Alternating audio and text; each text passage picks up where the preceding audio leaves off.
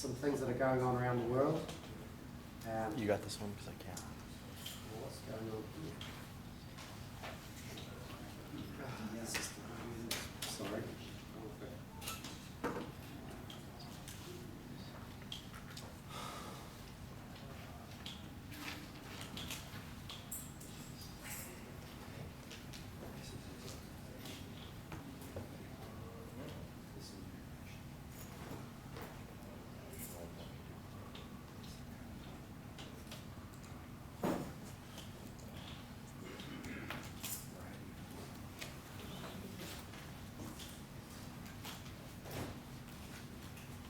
Let's see if this one works. Okay.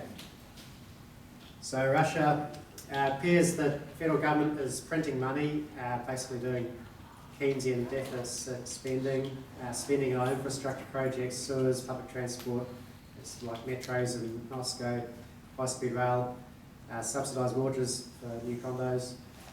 It appears that Russia is absolutely benefiting from sanctions by the West by diversifying into agricultural self-sufficiency and Silk Road projects with China and India. Okay, China has got an interesting 7,000-year history of money. They had shell, jade, metal, tool money, coin, paper, periods of public governmental control and periods of private money or currency issuance. In general, the periods of public control were times of strength for the nation, and in general, periods of private control were periods where the nation was not so strong. The first coin was about 220 BC, and then there was a government monopoly on coin from about 112 BC, so that's quite early on.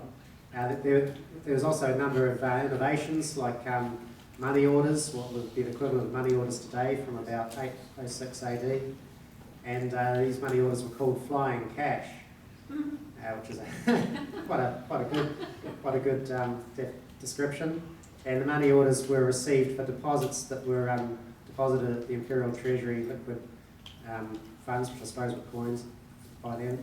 And they were basically a precursor to fiduciary or fiat paper money. And then the first cheques were offered by counting houses around 900 AD. And so that's quite a bit before. I think the first cheques in London were about 1660, something like that. So that's, it's a long time before it got to London. And so what happened was these counting houses, they sort of devised call loan schemes, which they basically used depositors' money to make loans to other people. And a lot of that was used for speculation and gambling. So that's sort of like a precursor to banks in a way. Banks sort of use reserves they receive from other people's inflowing deposits and use that. So first actual banks came quite late, not exactly sure when.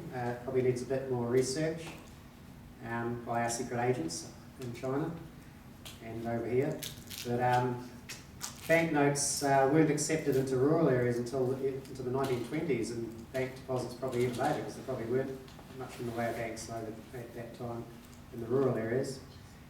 Foreign private banks arrived in foreign treaty ports like Shanghai from about the 1840s, just sort of after the Opium War, when the European countries forced concessions on the Chinese to have these free trade zones and all that. That was sort of at the height of the laissez-faire period in those days, before it sort of all came back again in the late 70s, early 80s.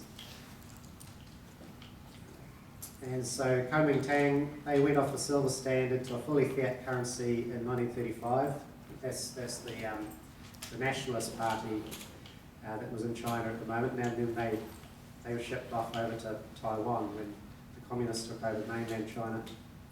And but they pegged it to the US dollar, so they sort of limited themselves a bit there. So even though they'd had all this thousands of years of history of money, they still, like other people in other countries, they still didn't quite get it. And between 1930 and 1948, they also had a parallel currency for international trade called a customs gold unit, and that was used to pay import duties, which is like a tax on imports. And it was defined by gold, but it was fully backed by silver, and it was also pegged to the US dollar. Then the Communist Party, they were sort of taking over parts of the country in various Soviet regions, and they established their first bank in 1932 and issued their own currency in those areas that they controlled. Then in 1948, even before they'd fully taken over, they established the People's Bank of China as a central bank, and for a short period, the Kuomintang's Nationalist Central Bank of China was still in existence as well. So. And the People's Bank of China, when they finally took over completely, they regulated that Kuomintang central bank for a while, and private banks as well.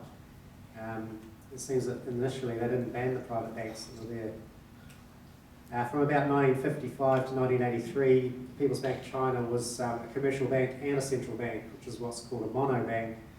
And there's examples of those in the West as well. The Commonwealth Bank of Australia was a central bank essentially, and a commercial bank and a savings bank as well. So there are examples of that in the West. 1979 was the open door policy. It was the same year that Margaret Thatcher was elected in the UK, and then Ronald Reagan a year later. So it seemed like this new wave of laissez-faire even hit China at that time. So I wonder what was going on really. In 1983, the People's Bank of China. What did open door policy mean? What did open door policy mean? Well, it meant opening up to the West. Okay, Yeah. so there was no banking change? Not quite then, but I'll get to that, Steve. Okay. Just gotta get through this quickly. Okay. 1983, People's Bank of China assumed central bank responsibilities only, so it was no longer doing commercial bank operations. And so then they set up the big four industrial banks, which they used for financing their industrialisation and their exports and all that. And in 1996, they allowed their first private commercial bank, which was opened by non-state-owned enterprise investors. And 1998 to now, they had capital controls, but they allowed them to sort of be circumvented via Hong Kong and then more recently other money and banking centres. The big four banks, we've probably heard a bit about soft loans for their SOEs and provincial and local governments, and soft loans just basically means loans that they don't really pursue to be repaid. And they also started financing a lot of the domestic and international infrastructure right up until now.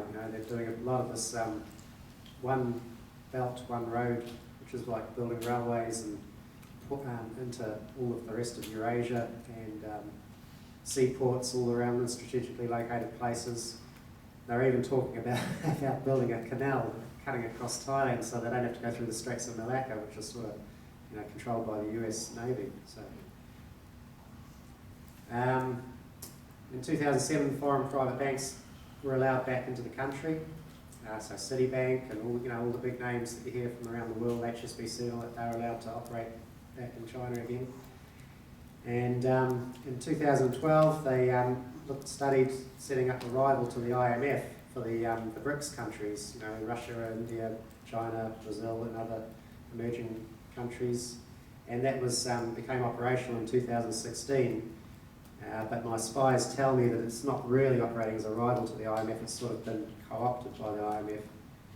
And in 2014, the People's Bank of China began research into issuing a digital or cryptocurrency, like Professor Yamaguchi was talking about yesterday.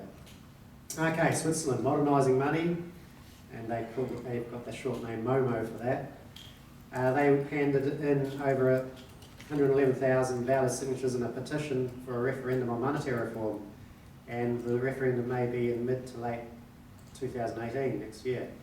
And so far they've raised $330,000 equivalent for the campaign, which is amazing.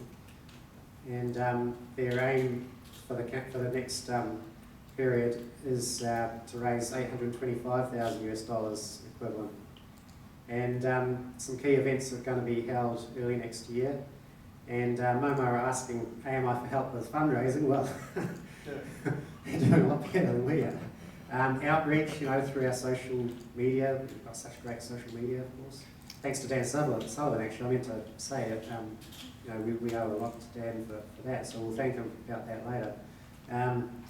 Advocates that we can reach, like big name economists. and our expertise as well. Now the Netherlands, they're you know, you saw Edgar, I think it was last year or the year before. They stirred up quite a bit of debate when they had some actors that did a bit of a theatre show about money and banking system, and it sort of somehow made its way onto TV, and so a lot of people got to see it. And then in 2015 they had a citizens initiative that was supported by over 100,000 signatures for the government to study money reform, and it was successful, and they're going to report back on that. It's like a scientific government advisory board. They're going to report back on that next year.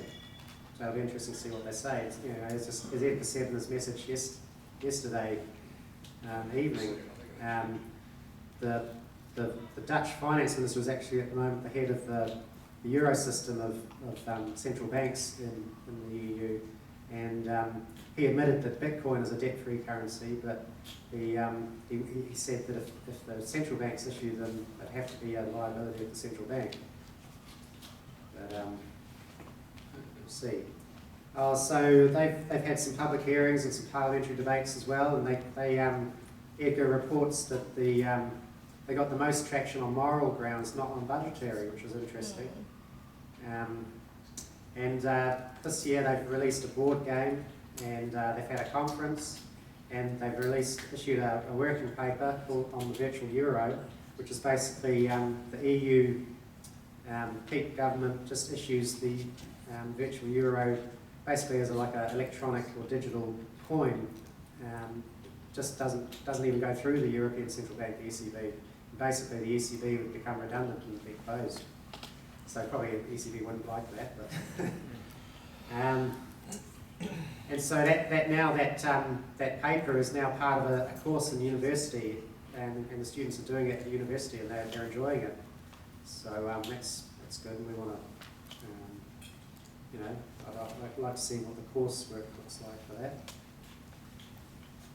So in the future, they want to develop OnScale into a think tank and an educational centre. And their two focus areas are policymakers and the public. So with the policymakers, it'd be a bit more sort of intellectual, and with the public, it'd be a bit more simple. And they want to use full reserve banking and digital cash as talking points and stepping stones, but basically they see them as gimmicks.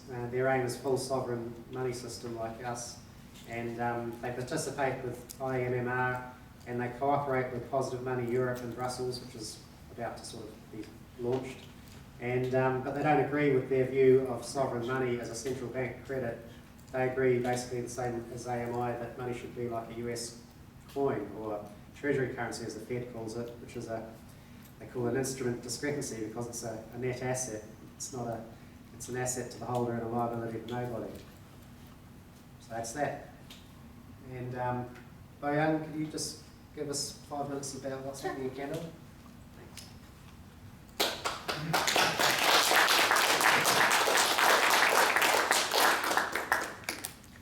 So, greetings from Comer up in Canada.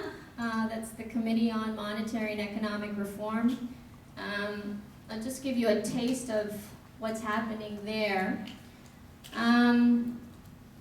So Comer is a group of volunteers just like us, and for a period they were in somewhat of a dormant stage.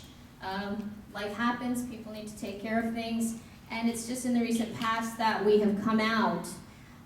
The two strategic priorities for that group has been putting up a new and exciting website and getting into the cyberspace to reach as many people as we can. And the other has been the Supreme Court case where Comer took the Bank of Canada to court. And I'll just say a little bit about that. Let me also say that in the recent past, there's been an increasing interest in this issue, and a lot more young people getting interested in these issues. So they are out there. And one of the big testaments to that is the team of young folks working on our website are all they're under 65. They're young, they're vibrant, they're excited like you, but they also have the technological expertise. They're IT and marketing specialists, website designers, as well as people who understand how to reach younger people through social media. So, I mean, the interest is there, and somehow we have reached them, so it is possible. As for the Supreme Court case, the plaintiffs were Ann Emmett, who is the chair of Comer, as well as William Krem, who is one of the co-founders, who, by the way, I met him at the last Comer meeting. He is 104 and going strong. I mean, he's weak, but he was at that meeting, and it was very, very impressive to meet him. This court case was launched in 2011, and after going through different levels of the court, it went all the way up to the Supreme Court. And do you know, it got such international notoriety that people outside of Canada knew about this more than people in Canada. You know how I found out about this court case? Through Ons Geld, through Edgar Boardman, who sent me a paper. I'm like, oh, and then I talked to Joe Bon Giovanni, and like, okay, wait a second. So it's been very interesting, the international recognition that this has gotten for this issue. And even for that has been a huge success. Recently, where it was at what they call, there's a legal term called a leave to appeal. And what this is Comer had to prove that we had a case to present. And the court case, our case, was headed by a constitutional lawyer named Rocco Galati, who has had a history of taking the government of Canada to court and has won. Okay, so he knows what he's doing. Very, very passionate man. I want to say a little bit more about him because it says a lot about the people who do this kind of work. These are exceptional, exceptional people, as are all of you. In any case, in May of this year, we got notice from the Supreme Court saying that our leave to appeal was rejected, meaning we couldn't even have our day in court. We had a press conference, which, by the way, the major medias didn't cover that. And when Rocco Galati met with the membership of Comer, he was saying that he knew the lawyer on the other side working for the bank. They had gone to school together or something, and this was causing a headache for the government. This would open up a huge can of worms. So clearly, I mean, he was of the mind that our case was so strong, if it had gone and was heard by the Supreme Court, we would have had a very good chance to win, and that would have had a domino effect. But we didn't even get a chance to do that, and no reason was given. And apparently that is how it's done. Only less than 10% of cases actually get heard by the Supreme Court, and this would have caused too many problems, so they're like, okay, we don't even want to go there. I want to say a couple words about our constitutional lawyer, Rocco Galati, and also about William Krem, because as you know, these sorts of things aren't cheap. We had huge legal bills. It was all covered by William Krem, if you can believe that. So we, as Comer, we have no debt. Also, Mr. Galati has put in a lot of pro bono hours, and this is how he explained it. He and his brother are both lawyers. They do renovation work, fixing up houses and selling them, and that's how he subsidizes his legal work. These are the kinds of people, this is the kind of commitment that people are really putting themselves out. If you want to know more about what's going on, you can check out the YouTube, look up Comer versus Bank of Canada, and you can find out more information, but things are moving in a very, very good way.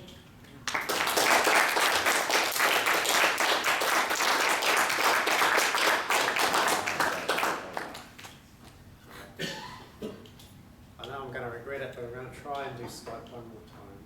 And I've got it set up on the other computer.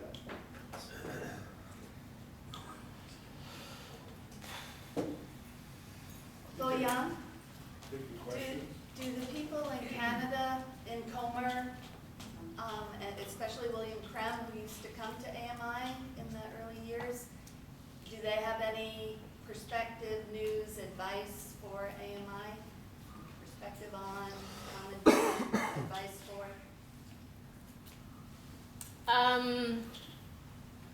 I did not ask them that question. I did ask Edgar that question. And what he said was, when the opportunities arise, grab onto them. I just want to make a quick announcement while we're transitioning. Virginia Hammond, she does quilts, and she's a real quilt person, and she's developing money explanations to the millions of 4 million or plus people who do quilts around the country and around the world. But she's working on her website, and I just want to give you her website. It's usmoney.us. It's Virginia Hammond. And I looked at some of those quilts that she's just finished. She's won prizes for her work, and she's happy to maybe bring quilts onto our website or other people's websites who are into good causes. And she wishes she could have been here. Issues came up, but she's with us in spirit. And I put her website right on the back bulletin, or on the back wall. But usmoney.us is her website. And you can, if you got uses for her quilts, think about it.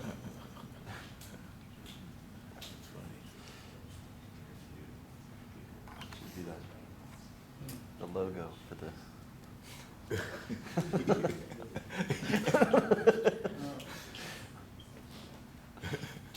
How do you fix money? What?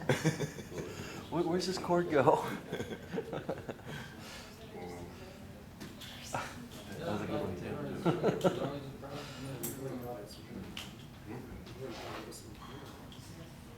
Should I say something? Yeah, How's that? Is that quiet? it's pretty quiet. Not bad. Can you shout? It's not bad.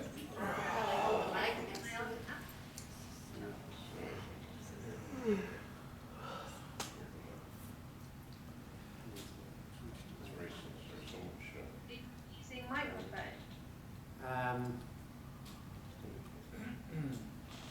Yeah, Because you could put one next to the speaker. yeah. You got it working last night. Is the volume all the way up over here? It'll say media. Yeah. Microphone and speaker. The volume was a little bit down over here. Try it again. Oh yeah, that sounded good. Speak up. Let's say something. Should I say something? Yep, Great, thank you. that's good. Okay, cool. With that, her? Yeah. Are you okay?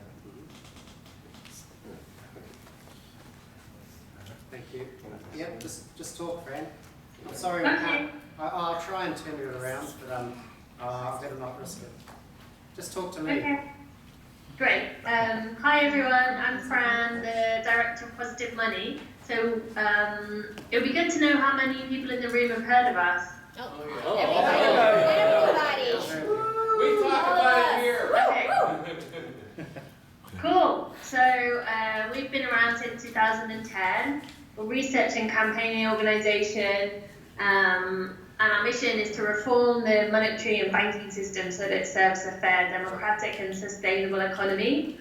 I kind of thought one of the benefits of me being here live is that I can answer questions rather than there's so many things that I can tell you that it might be useful to get an idea of what you're interested in, but I'm also happy to speak for a little bit if that would be useful. So what do you think, Jamie? Yes.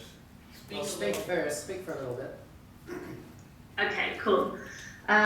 So I'll just tell you a little bit about what we've done in the last year because it's been quite an exciting time for Positive Money. So in August 2016, the Bank of England, after Brexit, announced more quantitative easing. So they decided to, print more money, but essentially use it to flood financial markets. and do nothing for the real economy. And they also decided to do some buying of corporate QE, so corporate bonds. So we decided that this is an opportunity for us to kind of hit the headlines. So we decided to launch a campaign, and we stood outside the Bank of England saying QE isn't working a week after they announced it, and we got lots of media coverage. We also coordinated a letter signed by 40 economists, most of them based in the UK, saying that they shouldn't be creating money and flooding financial markets. They should be creating money and getting it into the real economy, either through government spending or through a citizens' dividend. And then we decided to email the MPs, our members of Parliament, and we got them to do a debate in the House of Commons questioning whether QE was a good idea and whether it's working, and actually highlighting the role it has in increasing inequality, because the Bank of England's own stats show that QE actually makes the top 5% richer because it boosts stock prices. We then took our campaign to party conferences, so we did some events at the Labour and Conservative conference. It's the first time that we've done events there, and we got a really good audience. We got over 80 people in each one, and the first time they kind of heard about radical ideas around money. And then we decided to, on the Monetary Policy Committee's day in November, we decided to do another stunt outside the Bank of England, where we had balloons saying QE for people, and again we got quite a lot of media coverage through that, and we had our local groups doing events all over the country. So we had about 10 events happening in different UK cities on the same day. And then through this we managed to get the Treasury Select Committee, which is a group of MPs which scrutinise the Bank of England, to set up an inquiry into monetary policy, which is a big win. And we submitted a massive amount of evidence to them. We did our own submission, we got economists to submit to them, we did a statement signed by 10,000 supporters. And we were all ready to go and get called to give evidence, but then the UK election got called, unfortunately, and so the inquiry got shelved for the time being. We did a bit of campaigning around the election, just saying that, you know, you need to be worried about how money works. A tagline was, where the money goes, the economy, no, where the money flows, the economy grows. And we managed to do a viral video on the magic money tree, which was our first viral video.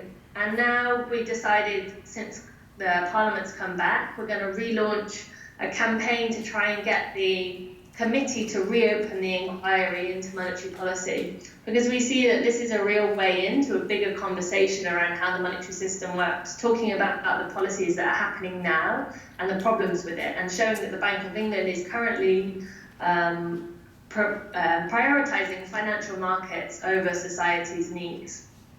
So that's where we're at. We've got an exciting supporter network across the UK, we're doing research, we're doing advocacy, and we're also doing work in the Eurozone, where we're doing a QE for People campaign there too. Great, thanks, Fran. I'll hand the mic around for questions, and I'll relay them too if you can't hear them from there. Great. Oh, you got that. All right. Fran? Hi. This is a question about central bank digital currencies. And you have put out a paper on that, on the possibility of the central bank. And of course, this is a change in the public money supply. The public would have central bank currency as opposed to bank credit. And my question is about the conversion. I didn't see anything in the paper.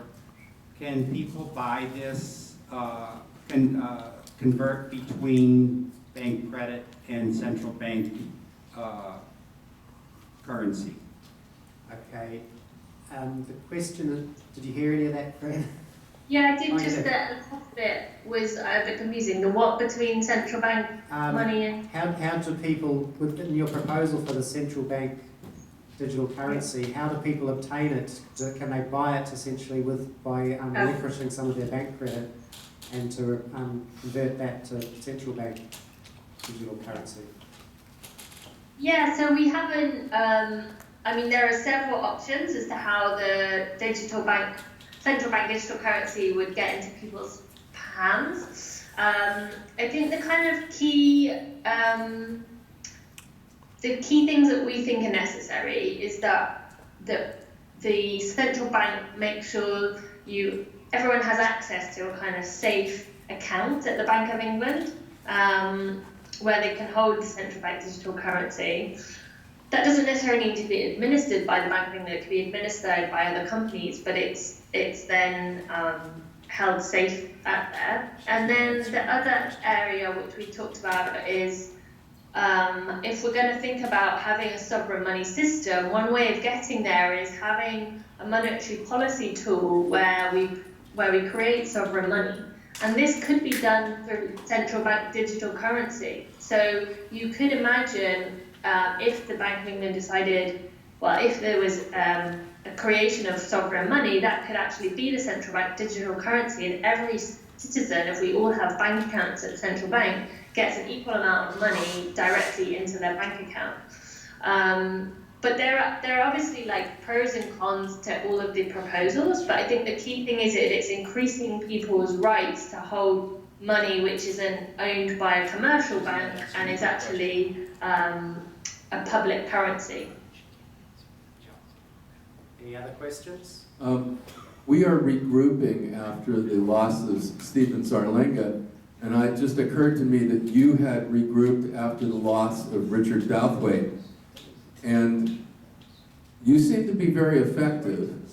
So my question is, can you, I don't want an elaborate answer, but can you send Jamie or have a discussion with Jamie about the strategies, the organizational structure that you have, how you set priorities in order that we can be as effective here as you're being there?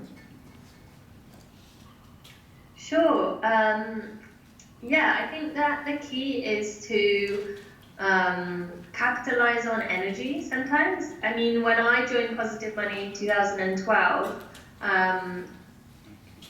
the kind of work that Ben had done to set up Positive Money was really him working tirelessly to ensure that we were communicating these ideas in as simple way as possible and in as many different forms. So videos, social media, the website, long reports, trying to write articles for the media.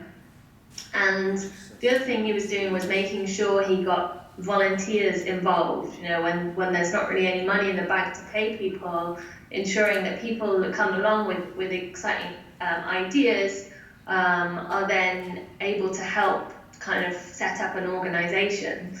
When I came along, I kind of wanted to take us to the next level and make sure we thought strategically.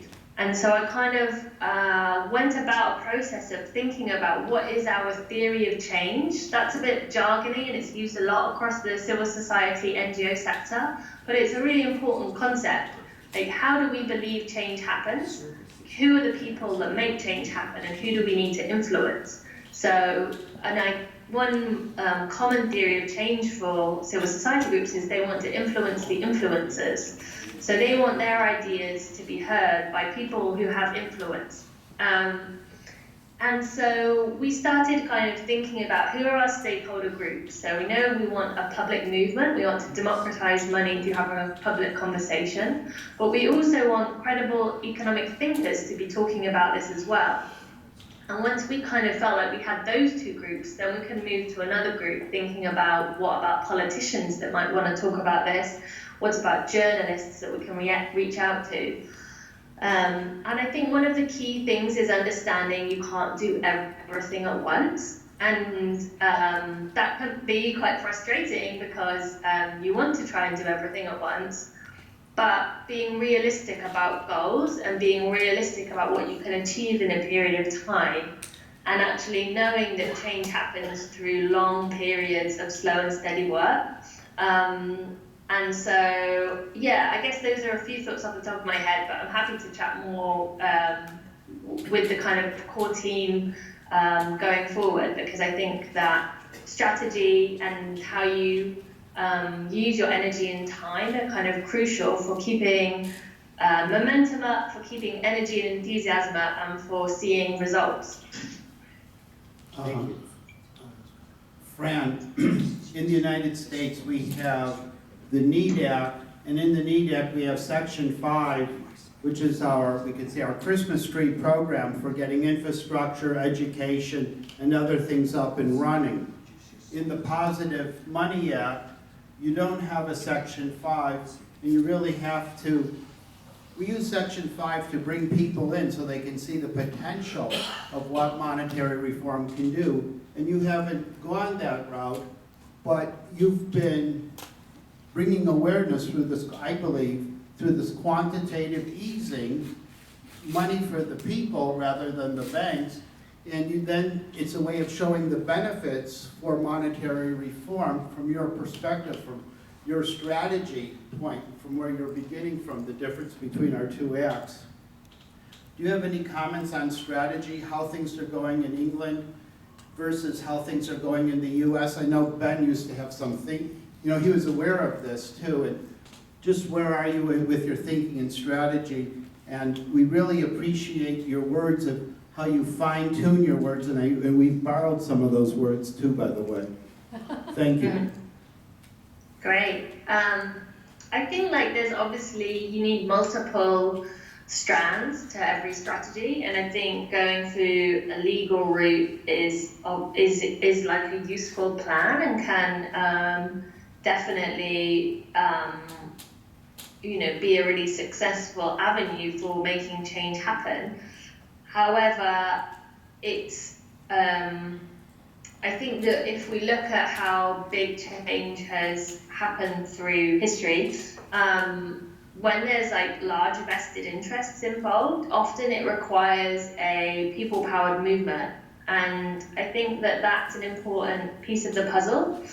Even though we have, for example, economic thinkers on board, that doesn't mean politicians will necessarily listen to them. And I think that whilst legal routes are vital, I think you can't subsidize it for generating momentum around a conversation, being heard in the media, developing the thinking across as many stakeholder groups as possible.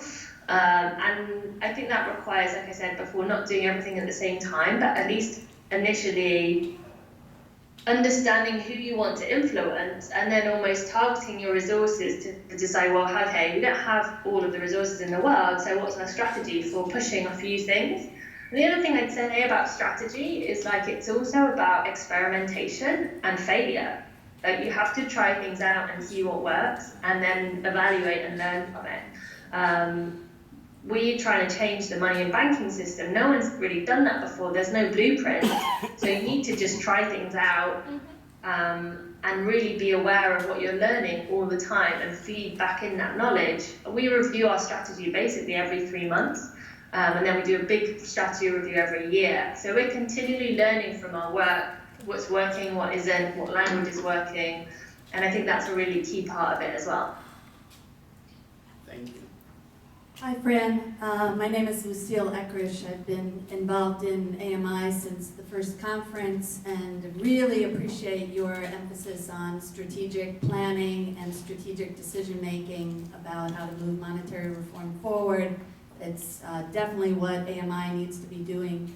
My question is more monetary policy related, and in Stephen's comments just before me, he didn't go where I expected him to go, and so the QE part that you're doing in Positive Money, I would see that as parallel to the Section 5 that Stephen referenced, and what my worry is, and I would like you just to explain or answer, without ending the bank's privilege to create money through debt, how is QE for the people simultaneously with that not leading to inflation and not clouding the picture So how can you have QE for the people without ending fractional reserve banking and having only sovereign money? Did you get all of that, Fran? Yeah, sure. Okay. So we see QE for people as a stepping stone towards a sovereign money system, because we think, first of all, you need to get an understanding that the state can create money free from debt and get it spent into the economy before you can end the private banks' power to create money. Money creation happens every day through bank lending and also through scenes like QE. So it's not as if money creation isn't happening. Where inflation is happening currently is asset prices. I'll talk specifically about the UK context, but inflation is happening on a vast scale in the UK, and it's the inflation of asset prices. So it's the inflation of assets that wealth holders own, and that's really what's keeping the economy going, that plus high levels of consumer debt. In the UK, we've had the worst pay decline since the Victorian era, and the worst length of stagnating wages in 200 years. So actually, people could definitely pay rise, and in a way, QE for people could be a form of money for people to be spending without having to take on more debt. There's a high amount of spare capacity in the economy at the moment and a lack of demand. So actually getting money into the productive economy wouldn't lead to inflation. And so we need to think about which parts of, how inflation works isn't straightforward and it's complex, and obviously you would need to keep an eye on that if you did QE for people, but understanding the multiple forces at play and what is currently, what's perceived good inflation and what's perceived bad inflation. For example, in the years up to the crash, house price inflation was off the scale, but that's actually not counted in the consumer price index. But the biggest cost of everyone's living is housing. So, and that was what's driving up living costs. So I think it's those kind of arguments that we would make, and we do see it as a stepping stone, and we see it as an important way of getting a sovereign money creation started. Fran, I think what Lucille was getting at was that if the QE for the people restores confidence in the economy and confidence in the banks, that might provide them with a bonanza and a windfall, and they'd go crazy and create more money on top of the QE for the people, and that could then trigger some inflation. And it wouldn't be because of the QE for the people, it would be because of the banks creating the money, but of course QE for the people would get the blame. Yeah, I guess I kind of see your point in a way. I think that the system is getting more and more complex, so you do have to kind of I think there's a need to stand up for what we believe in and try and cut through some of the arguments. Like, we live in turbulent times, and I think that any policies that can help us get towards where we need to go, we need to be pushing. Hi, Fran. It's Sue from New York. Hi. Good to see you again. Has Brexit had an effect on what's going on with positive money and your strategies? Hi, Sue. Nice to hear your voice. Has Brexit had an impact on positive money strategy? Yeah, I mean, it was Brexit that precipitated the Bank of England to do more QE, so it has through that.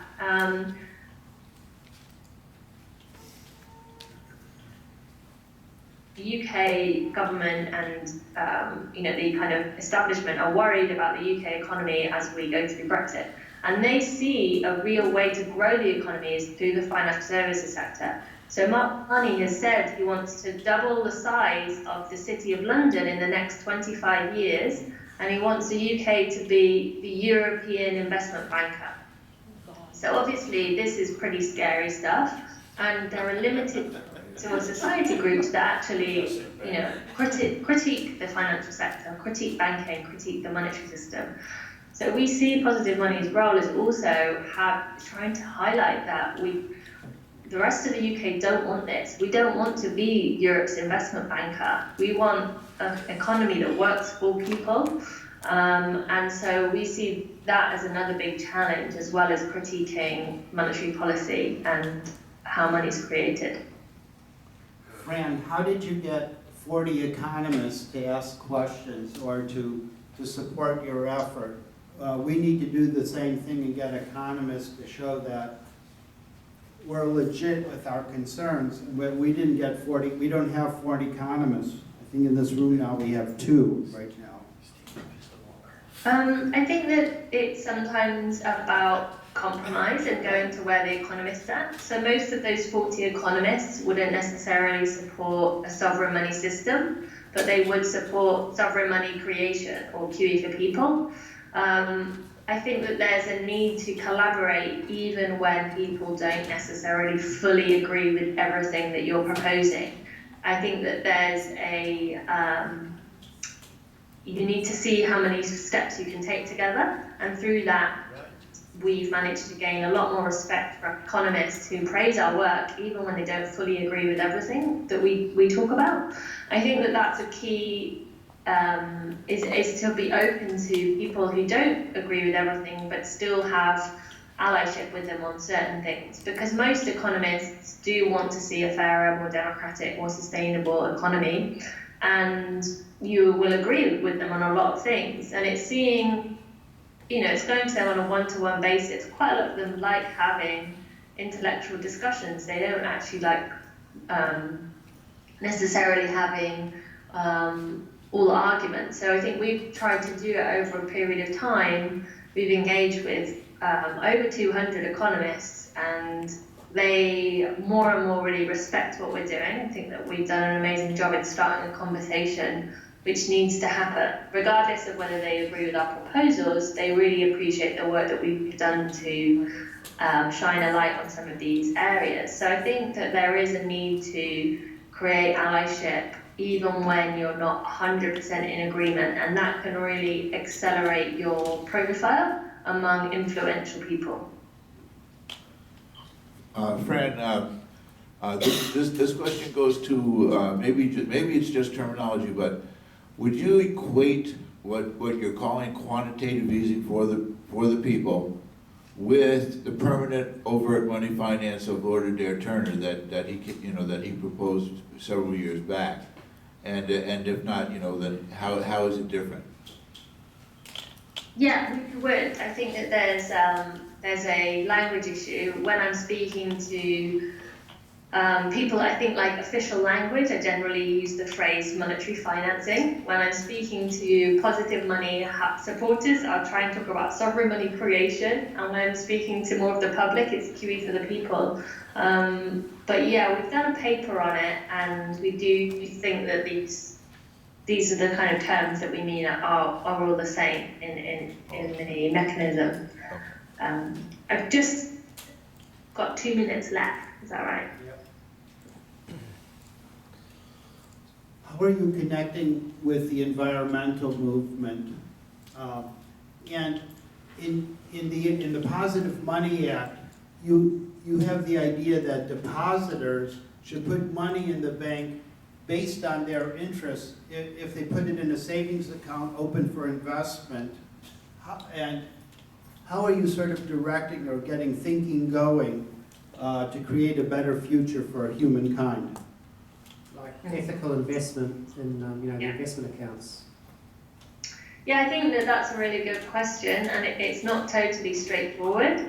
I think that we're aware that we probably need new banking institutions in the UK. We can't rely on 5 big share commercial banks, even in a sovereign money system, to allocate resources into the things that we need. So if we're going to change things around fast enough, then we probably need to think about what other banking institutions are needed. We're also doing work on the links between the debt-based monetary system and growth, and how,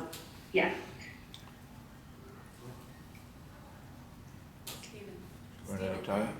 I think It was the 2 minutes. This is a short one, she'll have time. okay. One more. Are you having fun? great question to end on. Yeah, it's been quite a long journey the last 5 years, but we've got a really amazing team and we keep each other's morale boosted, and yeah, we are having fun along the way for sure. So I hope you've had a great weekend and you've had lots of fun in Chicago. Thank you, Fran.